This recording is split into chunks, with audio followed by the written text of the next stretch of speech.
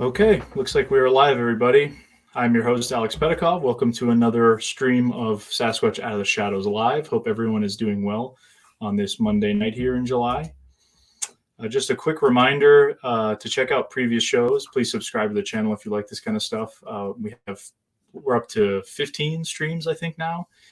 Last week, we had a great talk with David Weatherly, lots of other cool guests we've had. Next week, we will be having on Nash Hoover and the Chasing Legends crew, and this will be after our Arizona expedition that's coming up here this week, looking for the Mogollon monster. So we'll be talking about that. Just a quick reminder, tomorrow night at 6:30 p.m. Eastern, I'm actually doing a lecture for a local library here in New Hampshire, for the Nashua Public Library. The talk is about Granite State Bigfoot, and because of COVID, whatever, the whole situation, it's going to be virtual. It's not going to be in person like most, the usual library talks are. So it'll be a PowerPoint and the film screening, as well as a Q&A. So anyone else that wants to tune in is welcome to. The stream will be available on this channel, just like it is for all these sorts of streams. So tonight, I'm lucky to be joined by Eric Altman. He's a cryptozoologist specializing in researching Bigfoot/Sasquatch with a combined 39 years of study and research of the phenomena. He's a well-respected field researcher, contributing author, and director of the Pennsylvania Cryptozoology Society. Eric has been actively investigating cases and citing claims dating back to 1997, and that includes a whopping 250 cases of Bigfoot sightings in Pennsylvania. So that's pretty cool. Eric was the organizer of the East Coast Bigfoot Conference from 2000 to 2011. He's also hosted the Pennsylvania Bigfoot Camping Adventure, an annual charity fundraiser event, which has successfully concluded its third year. He's a co-founder and a host on Beyond the Edge Radio. He's been featured in multiple documentaries, TV programs, all about Bigfoot, contributed to books and articles, and he's been interviewed all over the place. So we're lucky to be joined by Eric Altman, who's an all-around great guy. So without further ado, let's bring in Eric. Hey, how you doing, man? Hey, Alex, how are you? Good. Glad to have you on.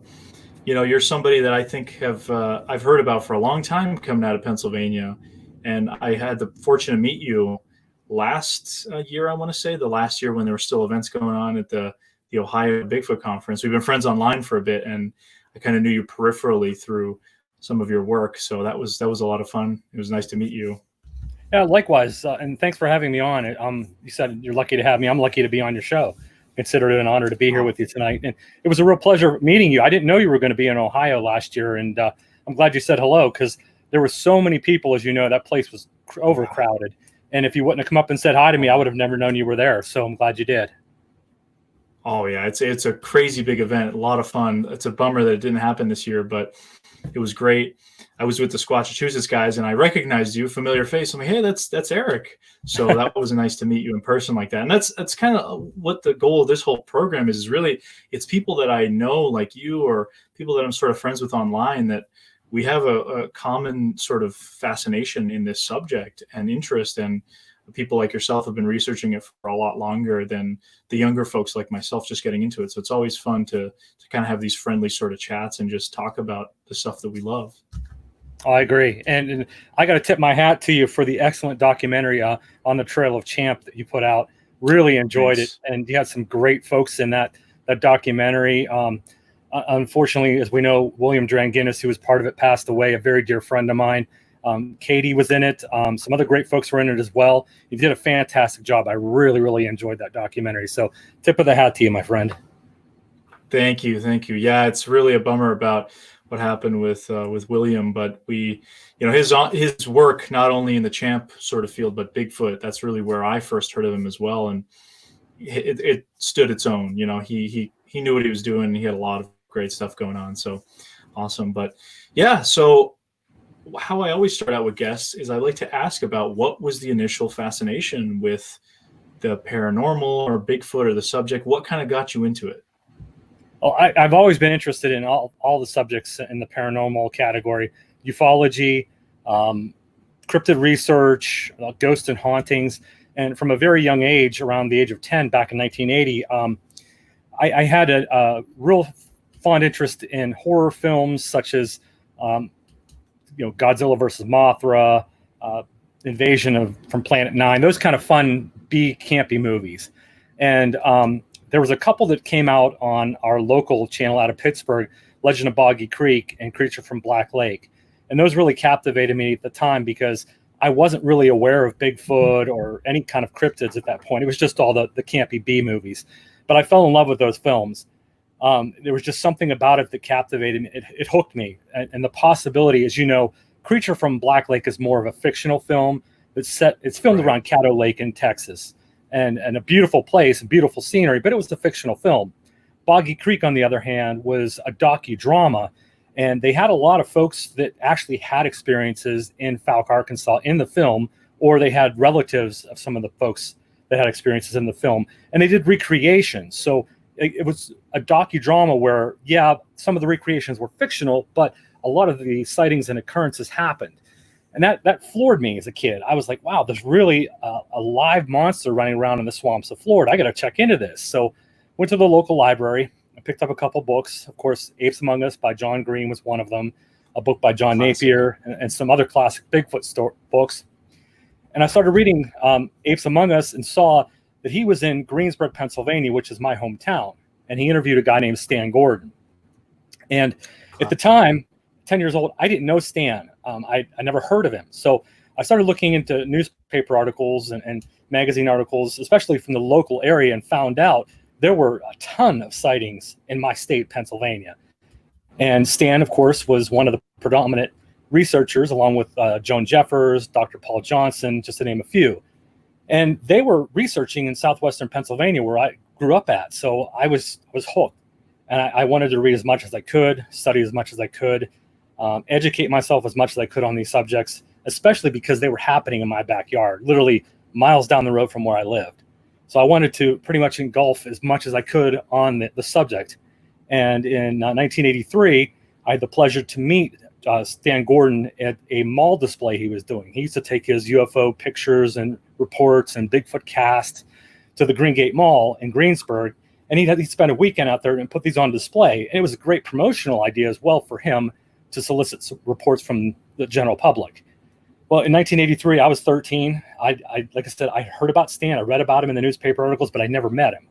So that was the first time I actually got to meet Stan. And he took me under his wing, so to speak. And we've been friends now for, 37 years. And I consider him a mentor. I've worked with him very closely on many cases together. He's a consultant for the Pennsylvania Cryptozoology Society.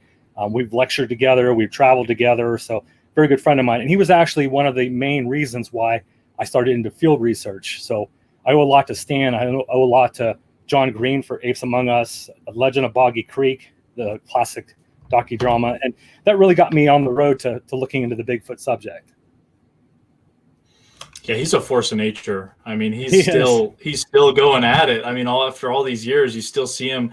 I still see pictures. I don't know him personally, but I just know him through, especially a lot of the Small Town Monsters stuff. He's been in now multiple productions like yourself. Just really interesting how he's really just so dedicated. It's amazing to see that. Yeah, he's an icon, really, if you think about it. He's been in the field doing field research for over 62 years now, and he's still going, and he still lectures all over the country. He's a well-known author. I think he has his 4th book he's in production with right now, writing, and going to be published soon. He's appeared in countless television shows. If you remember, the name just escaped me, Unsolved Mysteries. He was in a 1993 episode of Unsolved Mysteries. He's been on the TV show Sightings, documentaries, films. He's been on countless things. So yeah, he's an icon in the field, and I consider myself very fortunate and blessed to have him as a mentor and a very close friend. Absolutely, yeah. His work stands out, obviously, for kind of putting Pennsylvania in a way on the map. So before we really get into kind of what got you into it in terms of the field research and everything, I did want to ask you, since I asked Sean Foreca when I had him on, we talked about you a little bit as well. You guys are all kind of in the Pennsylvania circle, or circuit, whatever you want to call it, of really, great researchers in a great area.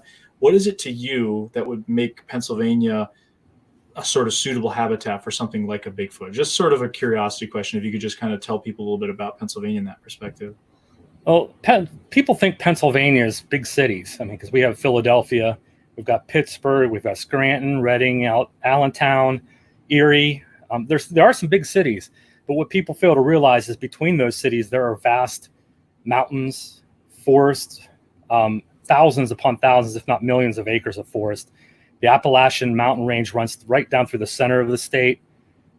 We've got perfect topography for any kind of creature to live here, whether it be bobcat, bear, deer, coyote, and even Bigfoot. We have an abundance of farmlands, which is great for food, and tons of lakes and rivers, ample sources of water, and millions of deer, game, and whatnot here. So Pennsylvania is a mixed bag of everything. It's got big cities probably on the east-western side of the state, the northwestern side of the state, but it's also got rolling hills, farmlands, mountains, forests, a lot of game, like I said, and a lot of water sources. So it's a great state for a lot of wildlife. Absolutely. And I understand you guys have some elk as well, and it's a big hunting destination. Yeah, in Benezet, in Elk County, as a matter of fact, they call it Elk County. There's a lot of elk up there, and there's actually a couple places you can go and watch the elk, observe them from platforms. So it's pretty cool. It's in the just outside the Allegheny National Forest. Absolutely. For me, Pennsylvania has a kind of special place in my heart. It's not a place I really grew up spending a lot of time in. I mean, I'm up in here in New England. We have plenty of forests and mountains. So Pennsylvania is a place that I've just in the past couple of years have been to.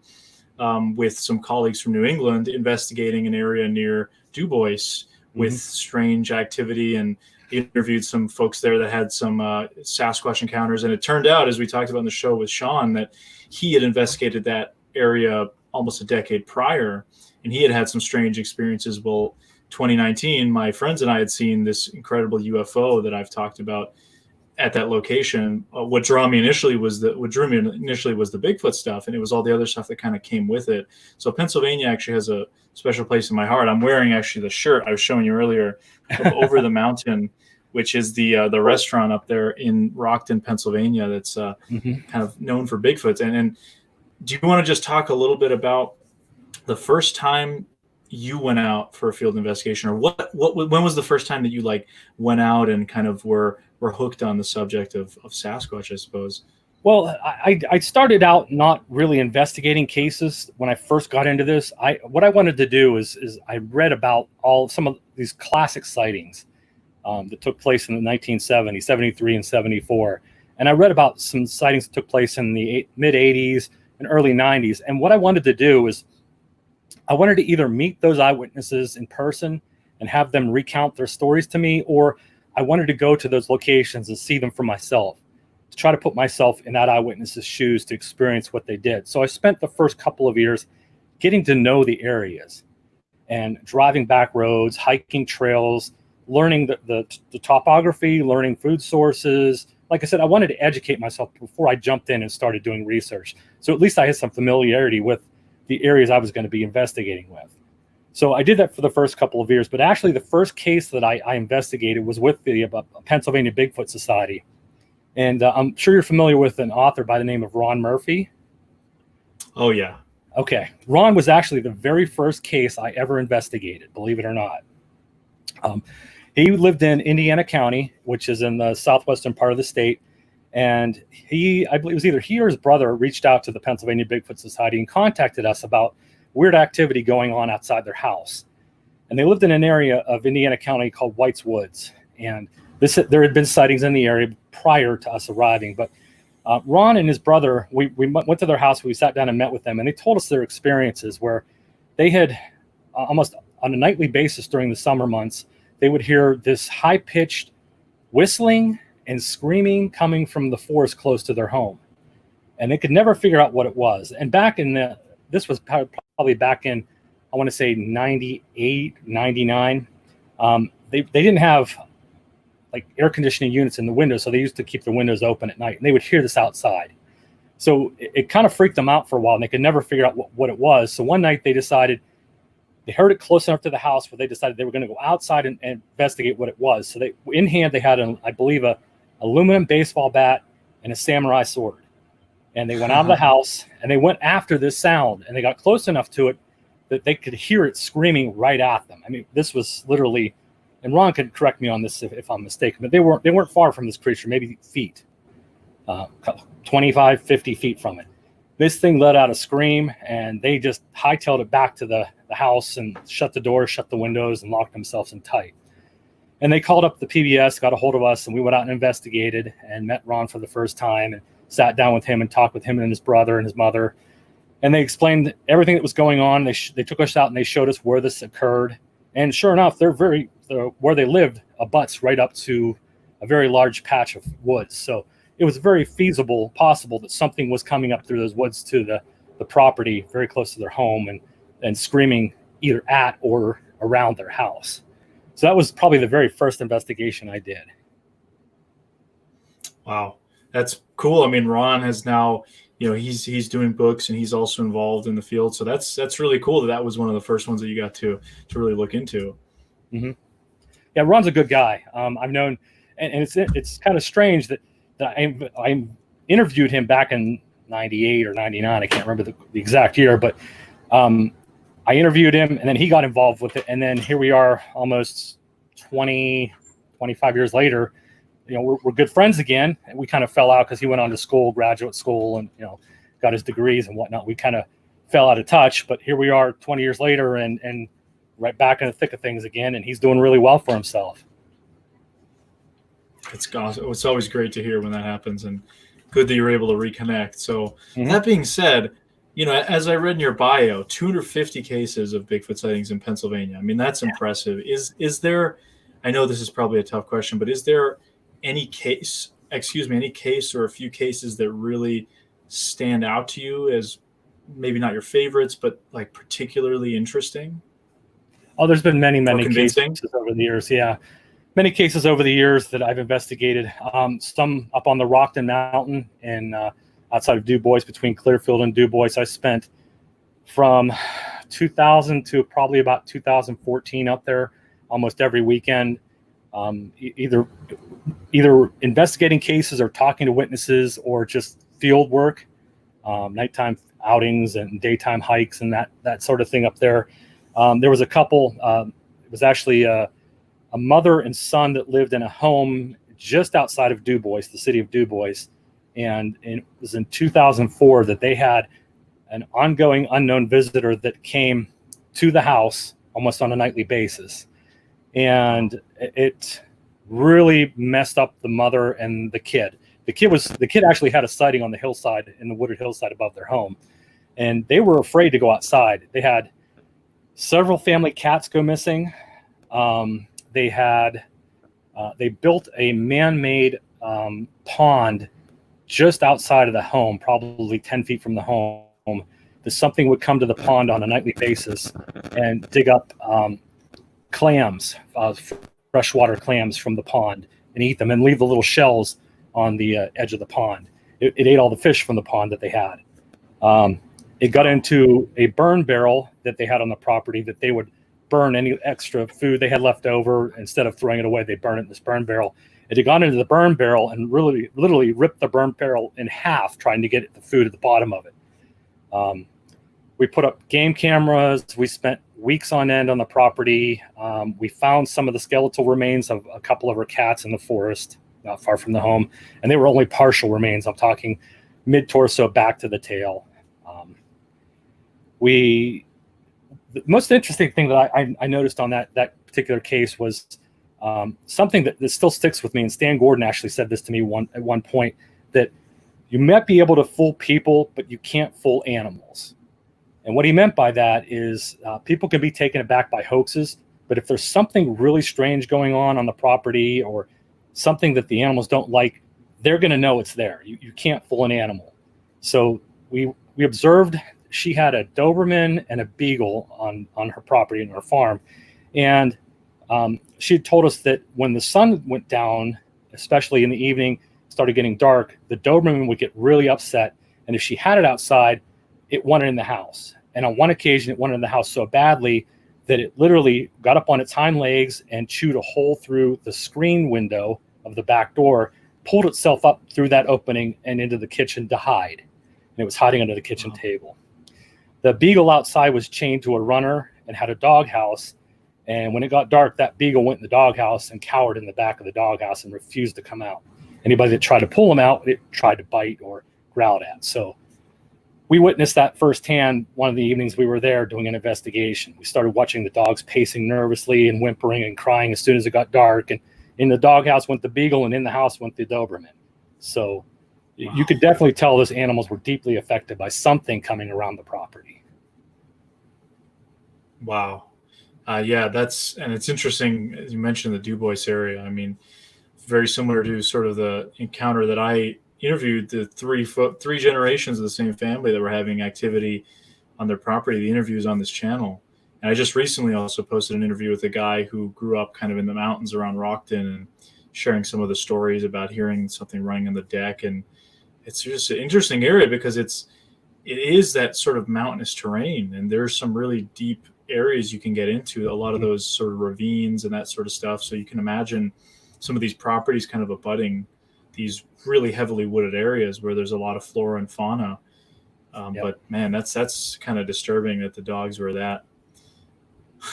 The Doberman, the supposed protector is very, very frightened. And that's something I'm sure you've heard of other encounters in Pennsylvania where there's been dogs or even animals that have been kind of frightened.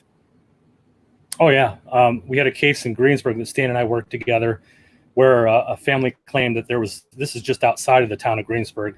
Family claimed that a creature was coming around to their property on multiple occasions, and they had a golden retriever that got so terrified, and he was outside with the doghouse. He literally dug a hole and went underneath his doghouse and stayed under there for 3 days before they were able to coax him out with food. So yeah, I've seen plenty of cases where dogs have acted very negatively whenever this thing's around. Interesting. So I think we'll start taking some questions from the audience. We're getting some good questions rolling in. So I just want to read this comment. Palmer says, well, have you got any corners of the earth here? South America, England, Canada, the States, Wales. Yeah, just want to say thank you guys for tuning in. I mean, we're only 15 streams in, and we're having people who are regulars from South America and England all over the place. So thank you guys for tuning in, and thank you for all your great questions. And with that, we'll start out with a question from Stefan. He says, question for Eric. The overwhelming majority of sightings in PA are in the western part of the state. Have you researched or heard of any sightings in the eastern part? Yes, as a matter of fact, in the northeastern part of the state, up near the city of Towanda in Bradford County. And incidentally, in that area of northeastern Pennsylvania, that's the first documented sighting that was ever reported from 1837, I believe it was. They call it the whistling Sasquatch or whistling wild man of the forest that took place in Silver Lakes in, I believe it was, I want to say Bridgewater Township. And that was the first documented newspaper report to come out of Pennsylvania from that area. But we've investigated cases in the late 90s and early 2000s up in Wyalusing, Pennsylvania, Bradford County, Towanda, that area up in there. I've done some research over in Lancaster, York, Columbia, Pennsylvania, which has the famous Albert Witch, the 3.5, 4 foot tall, hair covered mini Bigfoot, if you will, that runs around the Chickies Rock area. So I've done some research in the eastern part of the state as well. Yes. Very interesting. Now, this is just sort of a personal question for me, but Pennsylvania has a reputation for having a lot of Amish. I mean, I know there's Amish now all over the country, but have you ever heard of any sightings or looked at anything that were reported by the Amish community or anything like that? Or actually, no, I've never had an Amish person or family or anyone with the Amish faith reach out to me and explain that they've had experiences or encounters. I've read stories that the Amish have had encounters, especially over in the Lancaster area, of having sightings of Bigfoot, York County and Lancaster area. So I'm aware that there's been supposedly reports coming from the Amish community, but I've never talked to anyone in the Amish community about it. I see. Yeah, that's when you mentioned Lancaster and York, it kind of came to mind, and I just thought that was interesting. So here's one that I think works great for Pennsylvania. A question for Eric. Have you ever investigated a case in which Bigfoots were associated with UFOs or that suggests they might be more than just an ordinary animal? Pennsylvania obviously has a sort of reputation a little bit for UFO and Bigfoot sightings. So, Interesting. Yeah. In the 1970s, 73 and 74, Stan Gordon investigated quite a number of cases that had that high strangeness factor to them, whether it be a Bigfoot seen either accompanying a UFO, or there was a Bigfoot sighting prior to the UFO sighting, or vice versa. It happened a couple either hours, days, or weeks later. They were seen or reported in the same vicinity. That's happened several times. Personally, I've never investigated a Bigfoot case where there was a UFO scene and then a Bigfoot scene, or in conjunction with each other. I've investigated some cases of high strangeness involving Bigfoot sightings that Stan and I have investigated together, but I've never investigated any cases that involved UFOs or Bigfoot in conjunction with each other. Now, obviously, a lot of people have different theories about what might Bigfoot be. If you had to give sort of an educated guess, or maybe a working theory, where would you say you think that Bigfoot sort of fits in, I suppose, in the natural world? That's evolved over the years. When I first started this, I was a full flesh and blood believer, and these stories of high strangeness, UFO sightings occurring with or around the Bigfoot phenomenon, to me, were preposterous. There was no way that this was actually occurring. Bigfoot was nothing more than an undiscovered primate. But the longer I'm in this, I keep an open mind. I don't rule out anything, and I've talked to enough what I feel are sane, credible people, believable people that have had some weird experiences, that there may be something more to this Bigfoot phenomenon than just a simple ape that's not discovered yet. And what I mean by that is this ape may hold abilities, or maybe what's the term I'm looking for? It might have capabilities or natural abilities that we're just not familiar with. In other words, it may be able to adapt itself so well to the environment it's around that it appears to become invisible, when in fact it's really not becoming invisible. It just has that ability to blend in so well. Or it may be using infrasound, and people call that mind speak or telepathy. They're becoming so afraid of this thing, but it's actually putting off some kind of low decibel sound, either through its vocalization or through it just emanating some kind of sound that we can't hear. Because we know elephants do it and tigers do it, so it's possible Bigfoot does it. So that's what I mean by attributes. It may have attributes that we don't quite understand yet. I don't know. And at this point, it's very possible that we could be dealing with something that may have attributes above our comprehension. That's a really interesting answer. I'm glad you said it that way. I think a lot of times people are sort of intrigued by these sorts of abilities. And like you said, just even infrasound, how little we really know about infrasound, when other animals that are, flesh and blood animals have these abilities that, if you try to describe to somebody maybe a few hundred years ago, would be seen as perhaps magical or supernatural, that is just somehow we can't understand at this moment. And I think that's really interesting you said that. And I'm sure you've got plenty of cases or just stories that you've heard of people experiencing this sort of stuff. Have you ever experienced any sort of zapping or anything like that, or like just anything interesting from like being out in the field? I've had a couple of really strange experiences that I can't necessarily relate to Bigfoot. I mean, they could be related to Bigfoot. I just personally, I didn't see a Bigfoot in the area. I didn't experience a Bigfoot. What I experienced was something completely different. And I'll get into that in a second. But there have been situations where you're right. I have talked to a lot of who I feel are sane, credible people who've had experiences that they can't explain rationally. I'll give you a quick example. There was a case that occurred in late 2018. A young man was driving home from work, and it was raining, and he comes up around a bend, and just as he comes around the bend, he's not driving fast, mind you, because it is raining. And as he comes around the bend, there's a creature standing on the left berm of the road. And he slows down thinking it's a person until it walks right into his headlights, his high beams. And he sees it's not a person. This person looks at him and has the reflective eyes in his high beams, and it's looking right at him. The creature continues across the road into a cemetery, an old abandoned cemetery, and walks up the gravel road. And the young man thinks, oh my gosh, I have a cell phone sitting right next to me on the passenger seat, pulls in behind the Bigfoot, mere feet away from it, has the high beams on as he's turning, and the high beams show the cemetery, and there's nothing there. The creature didn't run off. It didn't just jump off the road. It's just no longer there. And the high beams illuminate the entire cemetery. So it's no longer in his view. And he freaked out, went home, told his dad. His dad called Stan. Stan and I went and investigated the very next day. And keep in mind, it rained the night before, so we should have been able to find good impressions in the ground, or at least tracks in the mud. We found nothing. We scoured the entire cemetery. We found nothing. We found boot prints in the cemetery that were old. We found turkey tracks, deer tracks, but no footprints of any large bipedal creature. So we left that day scratching our head. We believed he truly saw what he claims he saw, but we had no proof and no way to confirm exactly what he saw. And as he claims, it was there 1 second, turned his car to follow it into the cemetery, and it was gone. So I can't explain a case like that, other than that's what he claims, and I'm just reporting what he said. I've had similar cases where. Oh, it looks like Eric may have just cut out here. Try and work on that, guys. Sorry about that. Internet's been a little choppy tonight. See if I can reconnect him here. Hopefully it wasn't my internet that kicked him out. So let's just check. It's been a pretty good run so far with no technical difficulties. So this is, or at least minor technical difficulties. So this is a first where we've lost the connection. So let me just check with him.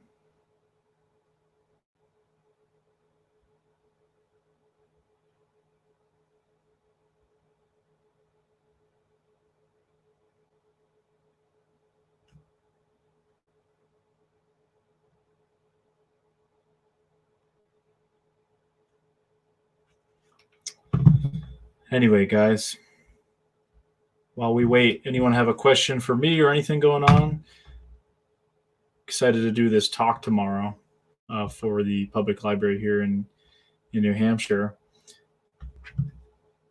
Okay, he said he's trying to get back on, so we will continue with that in a couple of minutes. But I just wanted to go over again. Thanks so much for everyone who tunes in. I see really a lot of regulars in here. Who's the government? You were getting too close to the truth, says Kevin.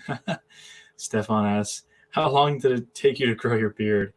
I don't know. I didn't really shave, so it just kind of happens that way.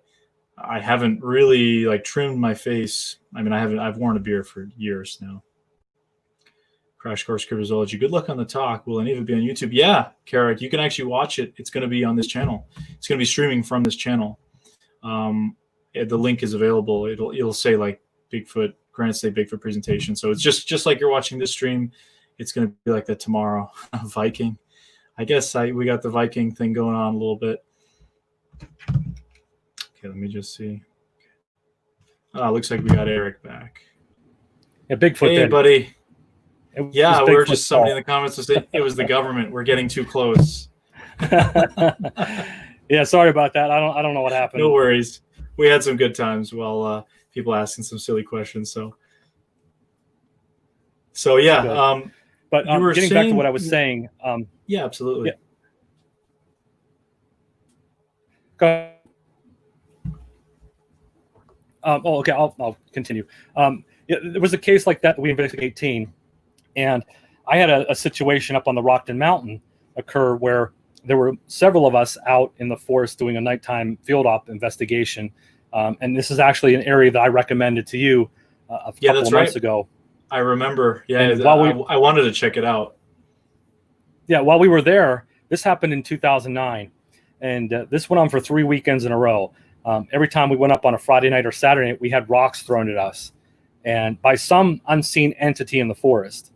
And what I mean by that is we could not see what was throwing the rocks at us, either with a headlamp, a flashlight, a spotlight, night vision, or a FLIR thermal device. We could not see any heat signature of what was throwing rocks at us. But yet there was something throwing rocks at us almost the entire time we did our field ops investigations up there on Rockton Mountain. So I've had some really strange experiences like that where the individual, the culprit that was throwing rocks at us, we couldn't find, we couldn't locate. So those are head scratchers, and we don't know what caused it. We don't know, if there was somebody hiding in the woods playing tricks on us, or in fact it was some kind of animal or creepy Bigfoot throwing rocks at us. We have no idea, but it happened on several different occasions, and things like that happen. you just can't explain. You throw your hands up and say, I don't know what it was. Yeah, that's disconcerting. I mean, especially like you said, even with night vision, couldn't be seen. Now that area, it's definitely, there's a lot of thick woods. You told me about it, I believe last year when I was in 2019 when I had my UFO experience there in Pennsylvania. When we went to do sort of a town hall at the Over the Mountain restaurant, we then drove up to that spot that you would recommended. I won't say the spot unless that's something you're cool with. But basically, we were up there, and there's just so much woods. We were going through in the daytime. We didn't have time to go at night, unfortunately. But there was just so much woods out there, and I found bear scat right away, basically almost right off the road. There was a couple of us there that were a couple cars because we were kind of checking it out, and there was a car that pulled in on one of these long roads, one of these long dirt roads, and you could clear it was clear they were trying to maybe they're up to some funny business, because as soon as they saw other people, they hightailed it out of there. Maybe some kids going in there to smoke or something. But that's the spot where you go to be remote, basically, and that's sort of the area that you were mentioning. And I could see why. I mean, it's a perfect sort of area. But so Raptor Crazy asks, question for Eric: do you think Bigfoot does tree structures, or is it all man-made? What are your thoughts? Well, that's a really touchy subject for me, because I've seen some tree structures that have turned up in very remote places, out of the way places where it doesn't show a lot of sign of human traffic, people hiking or camping, and they're too intricately woven together, placed together to look like something caused by wind or storm damage or a microburst. I mean, they just look too well structured. But the other part of me says, why, if a Bigfoot's doing it, why are they doing it? And why has no one ever seen a Bigfoot actually build a structure in the forest like this? We find them, lots of research on them all over the place. But as far as my knowledge or recollection goes, I've never heard of anyone actually come across the Bigfoot constructing one of these TPs or structures. So I'm kind of on the fence about it. I mean, I've seen things that really are captivating and make you scratch your head and wonder what could be doing it. Sure, it could be a person very easily. People are always out in the woods all over the place. But until I know of actually someone seeing a Bigfoot putting together one of these structures or putting a TP together, then there's always going to remain that possibility or probability that it was done by a person. So I'm on the fence about it. Interesting. Yeah, that's something I haven't really heard of, any sightings of somebody seeing one being built. The only sighting I can think of is somebody seeing a creature in sort of a structure, but there was no indication if it was building it or not. It was just sort of seen inside of a stone structure up here in New Hampshire. But yeah, that's interesting. Thanks for that question, Raptor Crazy. So this one goes right to the Pennsylvania point. Eric, any sightings in Caledonia? Oh, yes. There's been a number of sightings over the years in Caledonia, the Mishaw Forest and the Caledonia State Park. The Pennsylvania Bigfoot Society, which I used to be a director of, we did several investigations and expeditions up in Caledonia back in the mid-2000s, 2004, 5, and 6. We spent a lot of time out there. During that time period, there was a lot of sightings being turned into us that we investigated. And I had several really good researchers out in the eastern part of the state. Rick Fisher, just to name one, was out there, and he followed up on some sightings. Matter of fact, by the Waynesboro Reservoir in 2001 or 2002, there was supposedly a series of 300 very strange-looking prints that were found around the reservoir up there in Waynesboro. Waynesboro is in the Mishaw, but it's south of Caledonia. So yeah, there's been a lot of sightings in Caledonia in that area over the years, definitely. Very cool. Now here's another good one regarding that. Eric, what do you think about Missing 411, and will you tell us about the scariest experience or encounter experience you've had with Sasquatch or any other strange entity? I'm very impressed by David Polite's work on the Missing 411. Those stories and cases are fascinating. And I really get into the great detail that David does when he presents these in his books and the documentaries he's put out. I've been asked several times, of my opinion, if Bigfoot has anything to do with some of the disappearances. And I honestly can't say. They sound very suspicious why people disappear, but until someone has actually seen a Bigfoot carry a person off, or we don't know. But they're fascinating stories. As far as the scariest one encounter I've ever had, that would probably have to be in the summer of 2000, I want to say 10 or 11. These years kind of blend together after all these times, so forgive me if my years are off. But I was investigating a case up in Fayette County in the Chestnut Ridge, southwestern Pennsylvania, where a security night team were guarding a windmill construction site. And you know those giant wind-powered windmills for electricity. They were building and constructing these windmills to put up on the Chestnut Ridge down there in Fayette County. And the security guard team was guarding this property. It's a very large piece of property where they had makeshift offices, the big, they look like mobile homes, or I don't know what you would call them, but there were several of those mobile offices on the property. Some very expensive equipment and copper wiring, all this stuff that needed guarded at night. They didn't want anybody to come up and steal it. However, while they were guarding the property at night, they had several experiences that really kind of shook up the entire night security team. And they included hearing wood knocks kind of forest, screams and howls, roars, seeing shadowy figures sneaking around the property, and they would go to investigate. Whatever was there would disappear. I remember one of the cases, I was told that one of the guys went to use a porta-john, went into the porta-john, and there was a light outside the porta-john on a pole light just about 15, 20 feet away, and he saw a huge shadow of something walk by the front of the porta-john while he was in there. It all came to a head when the gentleman's a deputy constable now for the state of Pennsylvania, but at the time he was in charge of the security team, and he was sitting out on the property, and he was reporting to me through the Pennsylvania Bigfoot Society website about these ongoing encounters. And one night in September, I believe it was 2010 or 11, he was sitting in his car, and he saw something shadowy moving around down the entrance, towards the entrance of the actual construction site.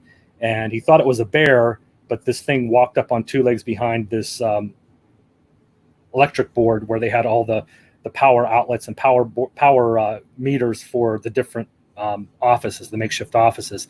And this thing walked up behind the power board, and if the power board was here, it leaned out and was looking at him like this while he sat 75 feet away in his car. And he was looking at it, and it was looking at him. And he said it was definitely upright. It wasn't a bear. He didn't see a snout or ears. He could see a flat face, and it just turned and walked off into the darkness. And that freaked him out pretty good. So we agreed, yeah, we're going up there to investigate. And that following week, we went up and investigated. The first Friday night, we took a team up there of about 4 or 5 people. And we heard some things in the distance, but nothing really overwhelming. Saturday night was a completely different story. In the 23, 24 years that I've been field investigating and in the woods, I've never had an active night like we had that night.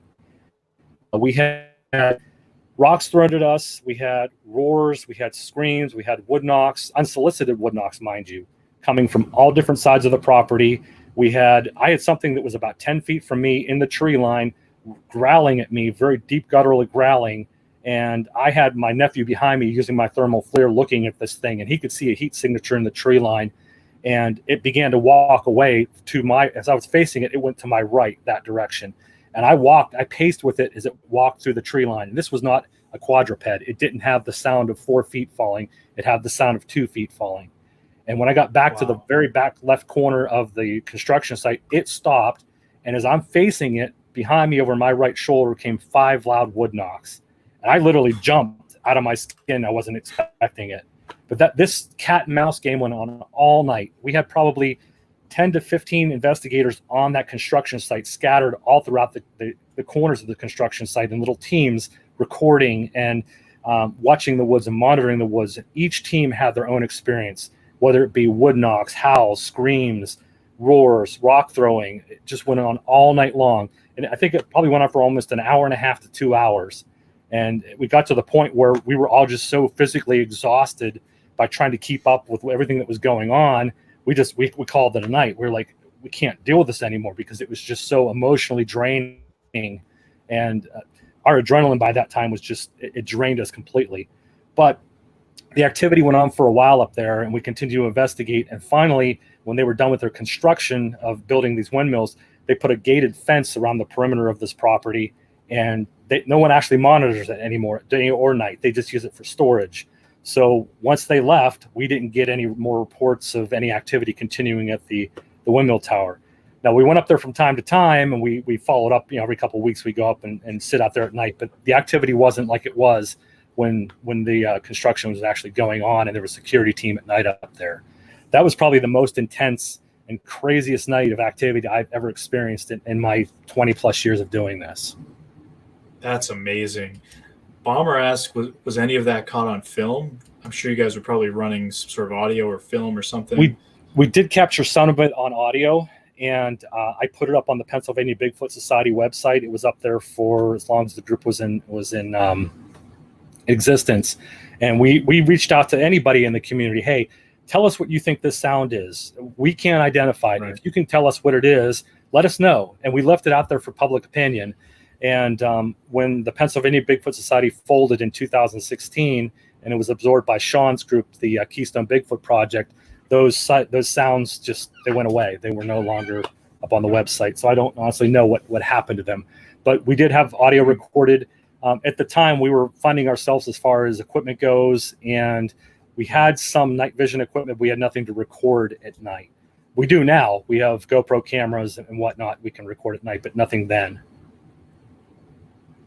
Excellent. Wow, that's quite an impressive sequence of events, I suppose. And the fact that they were going on in this area that was being monitored, I think, is very interesting too. It wasn't like a property or somebody's home. It was, these people probably wouldn't have been in this situation had it not been for this construction site, I'm assuming, right? Yeah, that's the only reason they were there. The night crew was there because they were monitoring, the expensive equipment, the makeshift offices, and all that stuff. Otherwise, there's nobody there now. However, there's an interesting little side note to this whole story, this whole experience. My son in the background. Sorry about that. We went up there 2 weeks ago. Myself, Ricky Chirby, and Tom Mihawk. And I had been up there in probably a couple of months. Now, over the years, there have been sightings around the area, and people have reported hearing screams and howls and different sounds coming from the forest. And there have been some recent sightings, and probably in 2016 or 2017, there was a sighting. And I'll tell you about that here in a minute. But we went up 2 weeks ago, and we went up by actually where one of these windmill towers stands today. And we pulled into the little pull-off where you can, it's a maintenance road that goes up to the tower so they can. We parked there, and we got out of the vehicles, and we were just kind of standing there chatting on the side of the road. And I had a digital game caller, so I played some wounded rabbit calls, wounded deer calls, just anything to try to solicit a response. And we got some weird sounds. Something in the ravine across the road from us started breaking branches, very big branches, not just a deer trampling through or small game. These were very loud snaps and breaks. And that caught our attention right away. So I suggested to Ricky and Tom, who were with me, let's do some whoop calls and see if we get any responses and any kind of activity from that ravine. And I did a couple whoop calls, and no more than 30 seconds after I did my third and final whoop call, I had a human voice respond back to me, a whoop call from that ravine. And there was nobody down there. It was pitch dark. There was no one around. We're in a very remote area of the mountain. So, and it was shocking to me. I actually turned and looked at Ricky and I said, "Are you effing kidding me?" That was a human voice doing a whoop call to our whoop calls, and it responded back to us. So it was kind of a good kind of thing for me to know that there's something still up in that area lurking around. We're going to continue to monitor that area. I can imagine. I mean, I was just going to ask if you were still creeped out going back up there based off of what happened years ago, but here you are saying that there's still stuff going on. So that's amazing. Yeah, and the sighting I was going to tell you about, I'll share this with you real quickly. This happened in 2016, May of 2016, and this is about a mile as a crow flies from this windmill construction site. There was a couple of gentlemen coming down the mountain on a road called Mud Pike Road, and it was about 11:30 at night. It's raining, kind of foggy, and they're driving down the road, and it's a windy mountain road, so they're coming down the mountain, and they hit this straightaway stretch of the road. A ravine comes down off the embankment on the left, the road itself, and then a ravine drops down on the right, real steep. And they see an animal come down the embankment on the left in front of their vehicle about 100 yards ahead, and very quickly a brown flash flashes across the road and down the embankment. So they think, oh, maybe it's deer. So they slow down and come to almost a crawl. They don't want to hit anything. Then all of a sudden, this bipedal creature comes down off the embankment to the left, comes into the middle of the road and stops in front of their vehicle and stands there. And it's facing them, looking at them. And these two guys sitting in their vehicle looking at this creature, they don't know what to do. They've never seen anything like this. So they figure, well, maybe if we back up away from it, it'll continue on its way and we can go home. Well, they backed up and the creature stood its ground. It didn't move. And so they figured, well, maybe if we drive towards it, it'll get frightened of us and take off down the ravine to the right. So they started driving towards it, and still the creature stood its ground. They got closer and closer, and they slowed down as they got almost on top of it, and the creature didn't budge. It just stood its ground. And eventually they hit the creature with the bumper of their car, and the creature didn't move. They felt the thud. The creature then leaned down, put both its hands on the hood of the vehicle, and looked right down in the windshield at them and stared at them for several seconds. The guys in the car freaked out completely, and then it just stood up, turned, continued to cross the road, down the ravine, and disappear. And this was reported to researcher Jim Brown, who got a hold of Stan. Stan got a hold of us. We were up there the next day investigating. The only thing we found was a very large game trail that came off the embankment right where they said it crossed the road. Didn't find any footprints, but a very large slide that came down off the embankment. So, yeah, there's still stuff going on up in that area today. Wow, that's amazing. Do you think that perhaps like the fact that there was a construction site going on, that it was sort of a disruption to nature, do you think that may have had anything to do with it?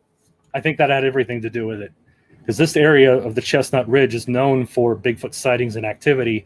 And here you bring in this huge construction site into an area that's pretty remote. There's maybe one or two mountain cabins on this road, but you bring in a construction site up there and you start tearing the forest down and doing all this work and noise and lights and people and all day long. And then at night you got people there. Sure, it's either going to upset them or it's going to draw curiosity, and they're going to come investigate. And when they find out there's people there all the time and that's their area, their habitat, they don't want them there. So in my opinion, they're going to try to drive these people out by acting aggressive and making the howls, the screams, the wood knocks, etc.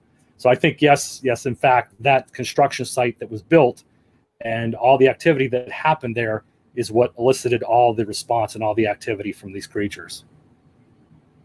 Yeah, and that just seems like the sort of, that makes sense. It checks out. I mean, you've got an untouched area like that relatively, and you bring in such a massive disruption, and the fact that there's people there pretty much almost 24 hours a day probably wouldn't make the inhabitants too happy, especially if that was your backyard, probably wouldn't make you too happy either. So yeah, exactly. That's amazing.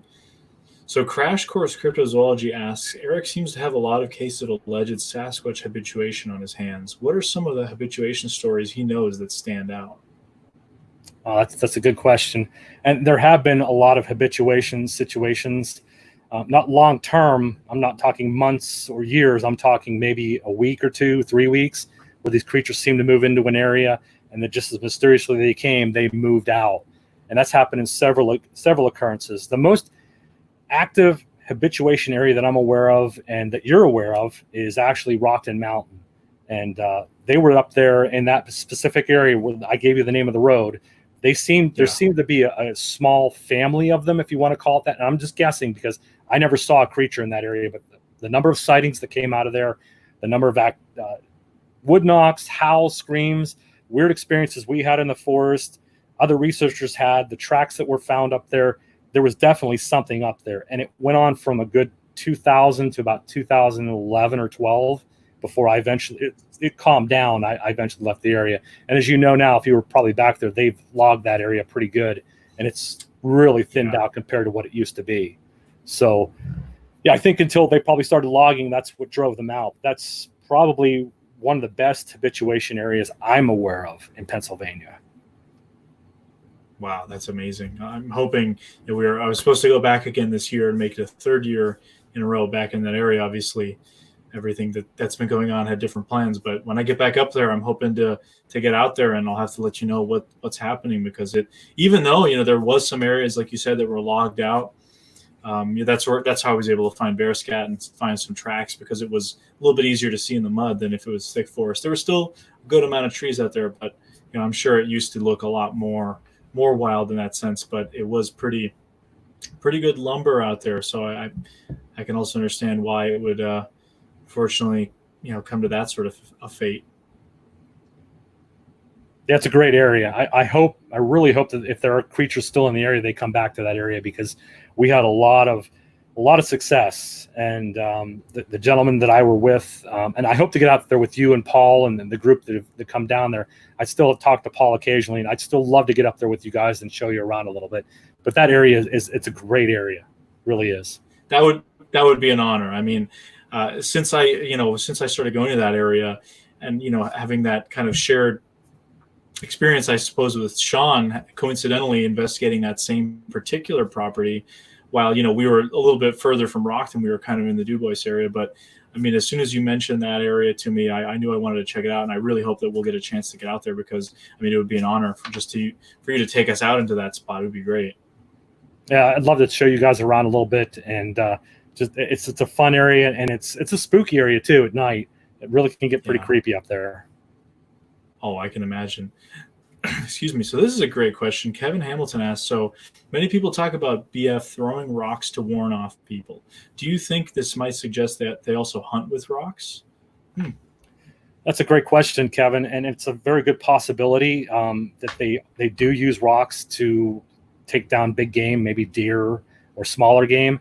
I've heard so many cases, and I've had my own experience where rocks have come so close to hitting people that you can literally hear them whiz by your ear, or they fall right in front of you. So my assumption, and I'm guessing on this, I think they have really good aim with rocks throwing. And I wouldn't doubt if they wanted to take down a deer or any kind of animal, if they wanted to use a rock, they possibly could. But I've also heard a lot of researchers talk about that they're just great as far as tackling deer. I mean, outrunning the deer and jumping on it, or even hunting together as a team where one creature hides up in a tree and waits for a deer to be driven towards him, and the other creature pounces down on it. I've heard cases of that as well. So yeah, the rocks, I have no doubt that if they wanted to kill a deer with, they could, but they're excellent hunters from what I've been told and what I've read over the years. Yeah, it makes sense. And the rock throwing stuff, that's a constant you see, whether it's in Pennsylvania or Oregon or wherever it may be. That's all with the rock throwing seems to be there. And there really aren't many animals out there that can throw rocks aside from us. So yeah, you need an opposable thumb. Very interesting to think about. So I've got a couple more questions if you want to hang on just a little bit. Be happy to. This is fun. Yeah, this is great. I'm sure we could do this all night, realistically. So Stefan had a really great question from earlier that I wanted to add, which was, Eric, what are your thoughts on the Pennsylvania Game Commission not tracking reports of Bigfoot? Do you think they should, / what value would it add? I've talked to several game wardens over the years. Whenever I would attend some of the county fairs around the area, they'd always have a game warden tent set up or a little booth set up, and I would always stop by and talk to them, and I'd throw it right in their face. I'd be like, hey, I'm Eric Altman. I'm with the Pennsylvania Bigfoot Society or Pennsylvania Cryptozoology Society. I know you know Stan Gordon. Everybody knows Stan Gordon. I want to know what you know about Bigfoot in the Chestnut Ridge, or what you know about Bigfoot in the Appalachian Mountains. And the most answers I get is, I hear the stories, but I've never seen anything. Or we've been called to investigate cases, but we've never found anything. And I listen on my radio for these calls to come in. We never hear anything. And they always kind of brush it off, like they don't know, or they haven't experienced anything. But as much as those guys are out there in the forest investigating other claims of wildlife, whether it be poaching or fires or whatever, I'm sure they've run across their experience. They've had experiences and weird things that they can't explain, finding footprints or whatever. What can they add to it? I think they bring a lot of credibility if they came forward and said, yes, we've had cases we've investigated or looked into, but they won't do it. And I think it's basically because Bigfoot is not a creature that is identified or categorized or cataloged by science. It's not a known animal in the zoological catalog. So therefore, to them, they see it as a mythological creature. Yeah, maybe one of their game wardens might have seen it or had an experience with it or found tracks, but to them, it's all myth. So they're not going to come forward and admit anything because that'll ruin their credibility. It's like fairies or unicorns or leprechauns. If the game warden says, we saw leprechauns, who's going to take the game warden seriously? So if they had something to add to it, it would be adding their own experiences and bringing forth what they truly know, I think it would add a lot of credibility to the subject. Yeah, and having said that, what do you think then about something that interests me, of course, lions, mountain lions, that sort of thing? Is there a similar sort of attitude towards the mountain lions? I've heard a lot of the other folks that research out in that area. I'm more familiar with New England, but I know there's a bunch of guys that do stuff in Pennsylvania. What do you think about the game commission kind of attitude towards that? I think it's the same, although they've admitted on some occasions, or when somebody reports a sighting or there's a roadkill, they say it wandered into Pennsylvania from another state. It came from New York, or from the New England area down here. I've heard many game wardens tell me personally that there's not a viable breeding population, but I myself have found very large feline tracks, 8 inches in width, up in the area that I told you about. As a matter of fact, back in 2008. A researcher by the name of Dwayne and I found these very large, what looked to be feline tracks in the mud, and they had a huge stride between each track, so it was obviously running. So I talked to so many people, credible witnesses who've seen the big cats, to know that they're around. They're just not recognized or identified or even classified by the Game Commission. Yeah, wow. I mean, it seems like the stories of that are the same everywhere, especially here in New England, as I've talked about in the show before as well, with Lions of the East and that sort of stuff. It's the same. The whole East Coast seems to be the attitude is it just came from another state, or it came from out west. And until there's really like a concrete kind of look at it, there's always going to be this. I think there's a little bit of a friction between folks out there in the woods, people having the encounters, even collecting evidence in some of the cases, and the authorities.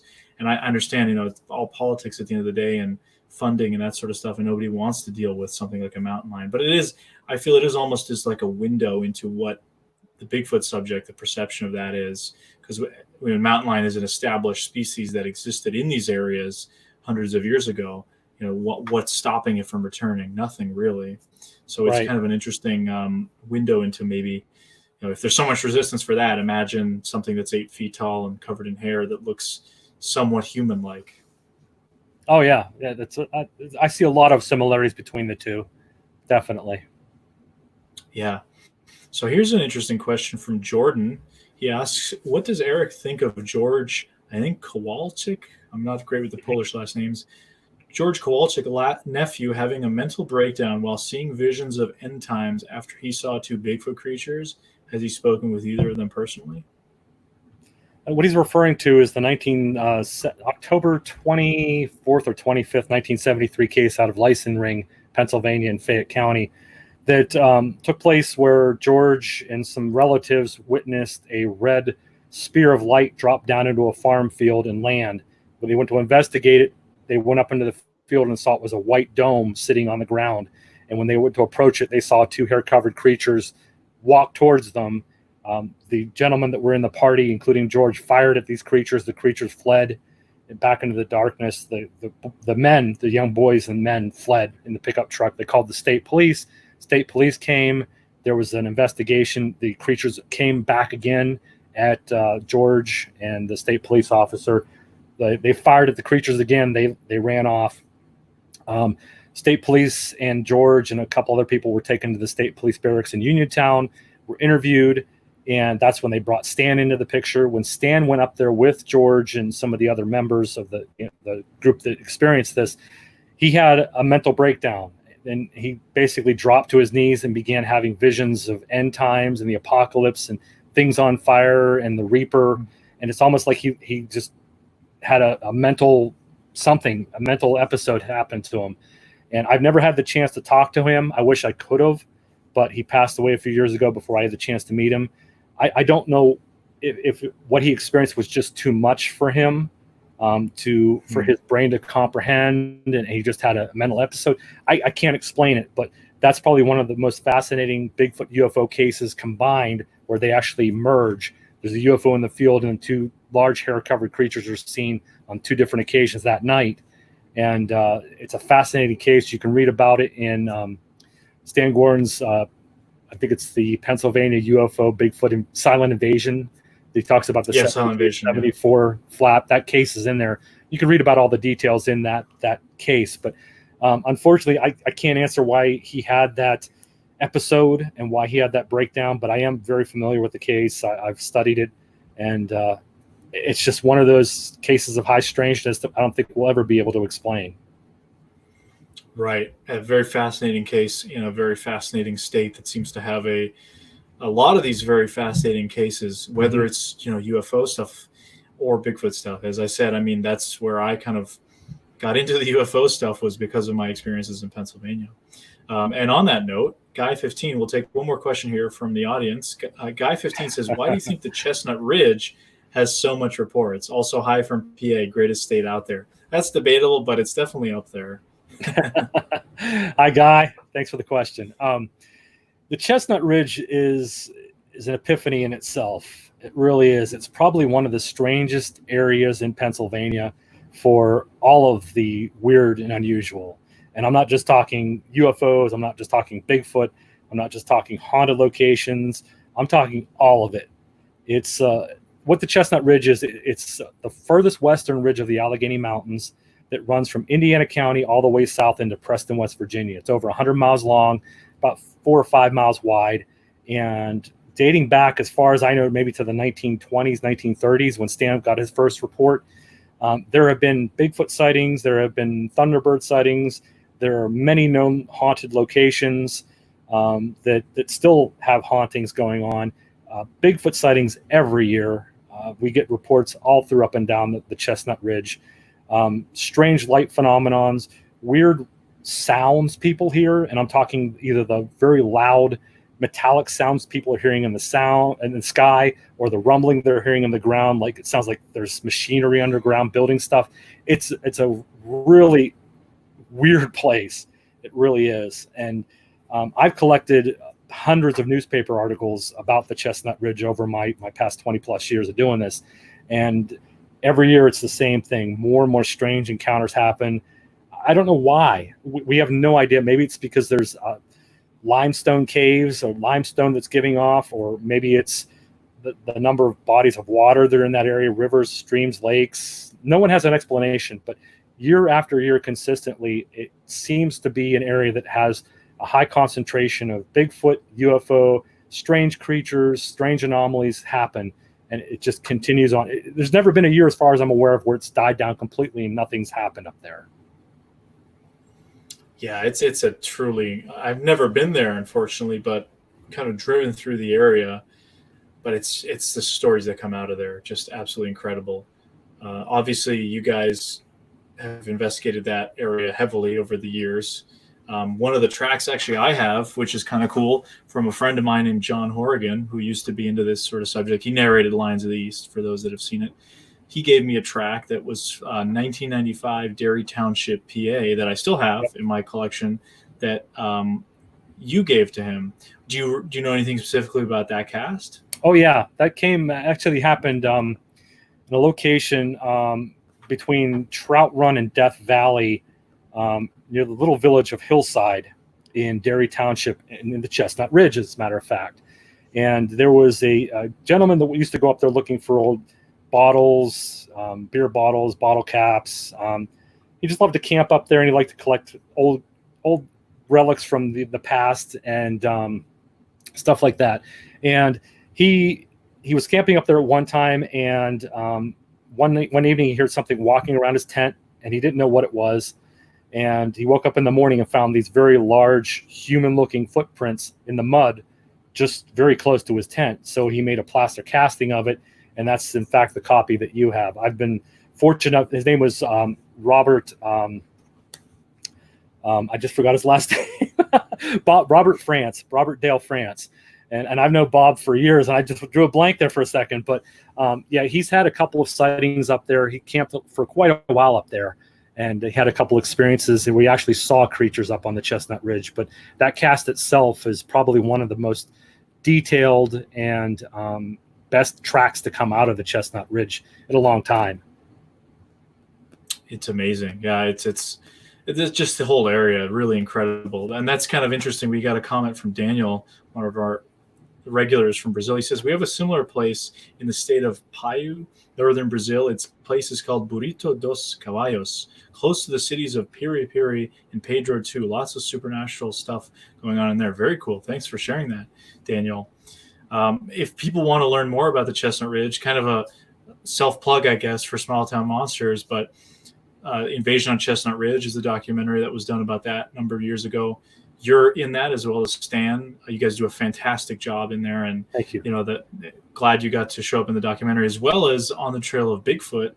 The first part, you were in that, and then Chestnut Ridge gets some mentions in On the Trail of UFOs as well.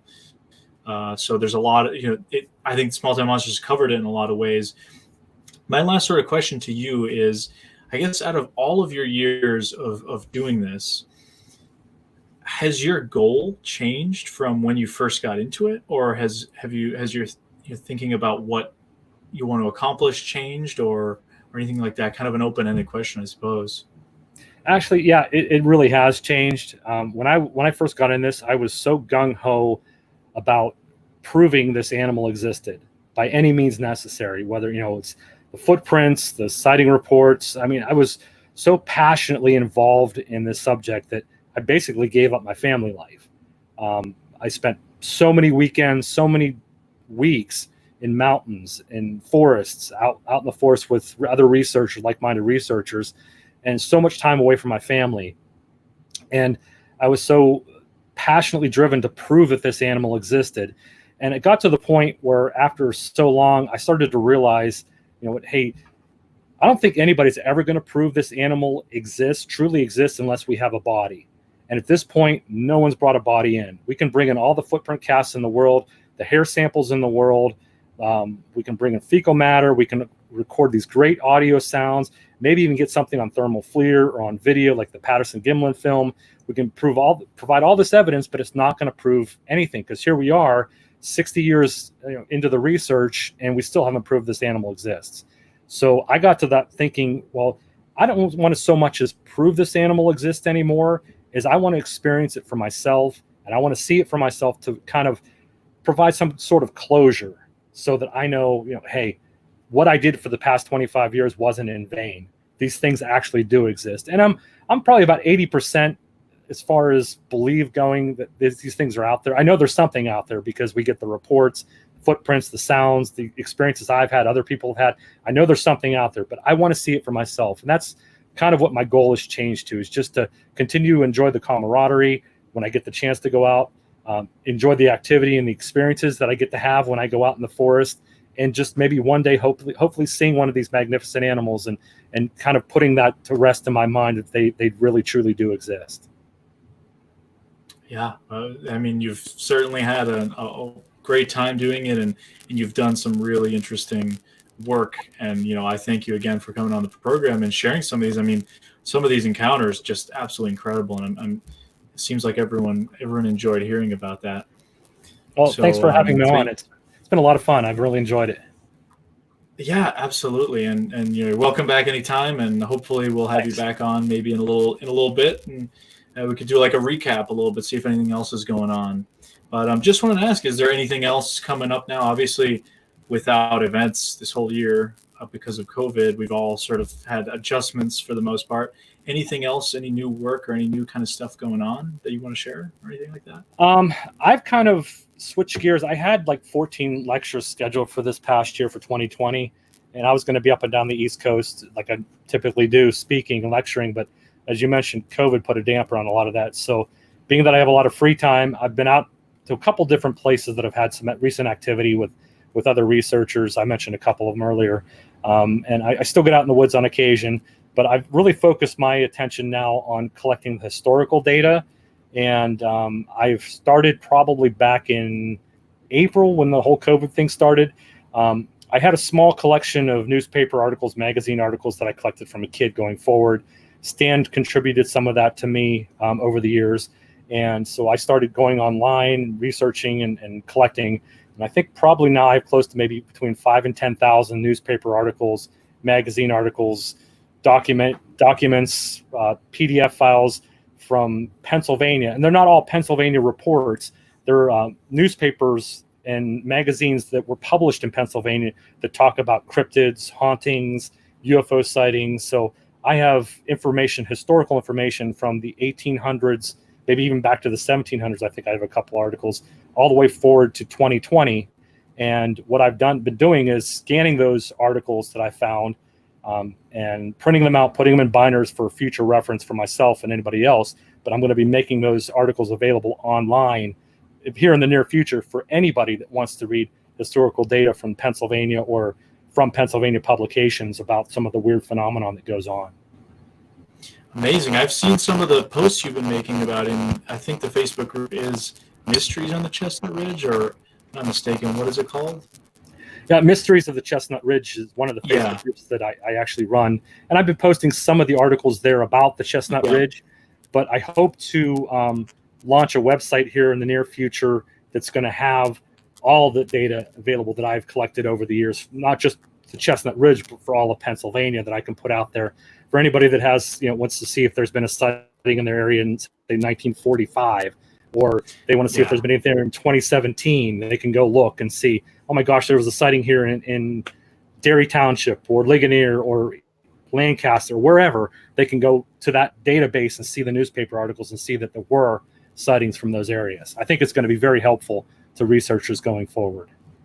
Oh, totally. I was just going to say, I mean, that's a big undertaking. First of all, I know just having scanned some of that stuff, for projects, but doing the amount that you're doing, but it's an invaluable resource because, we're in this internet age where you can look up Lancaster or wherever and see if there's been sightings, but you only really have that pool of what people have already uploaded.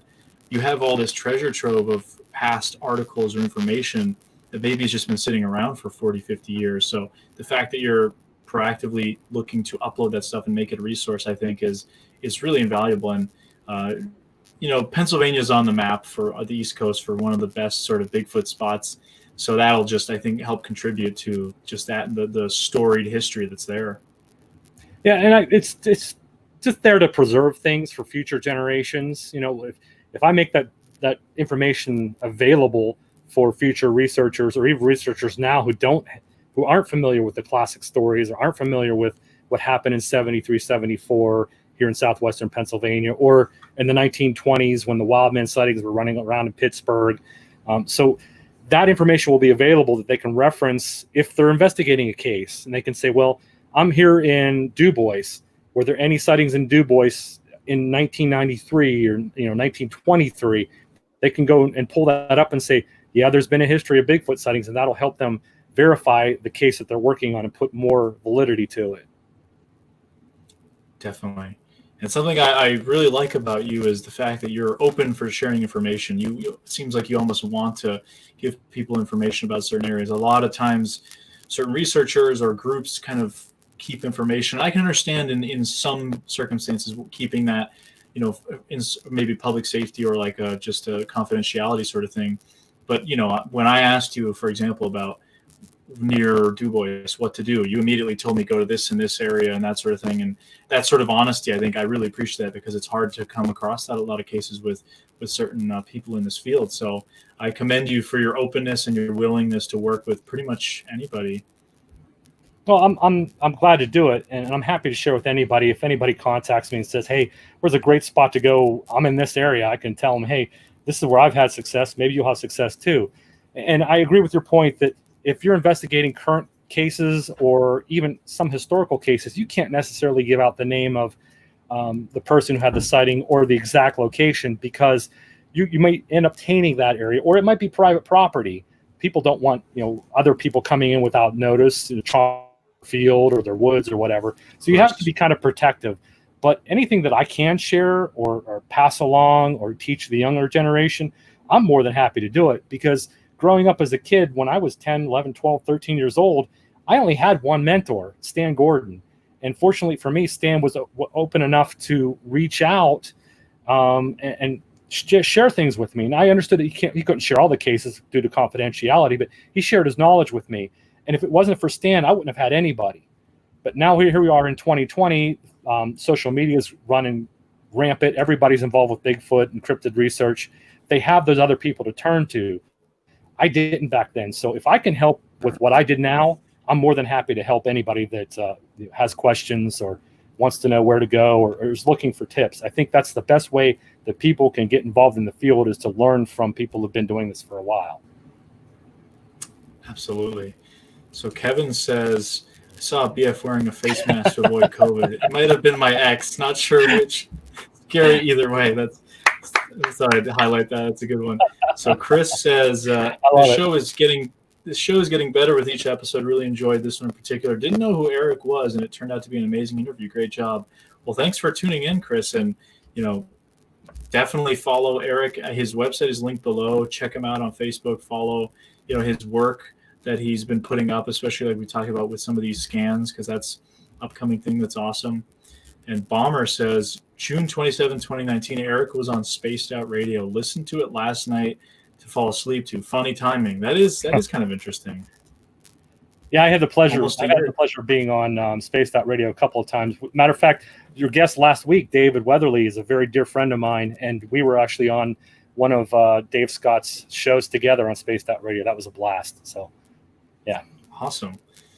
Daniel says, another awesome live stream, Alex. Like you, Eric is a scholar and a gentleman, another great guest. Well, thank you. Yeah, it's the guests, they speak for themselves. These are folks, like I said, that I either know or just really admire their work and wanted to talk to them. So that's really just the kind of initiative for this whole thing. And thank you guys. I see there was a conversation going on in the audience, people talking about some encounters. So good luck with that, guys. And yeah, thank you again, Eric, for coming on. Really appreciate you hanging out with us tonight.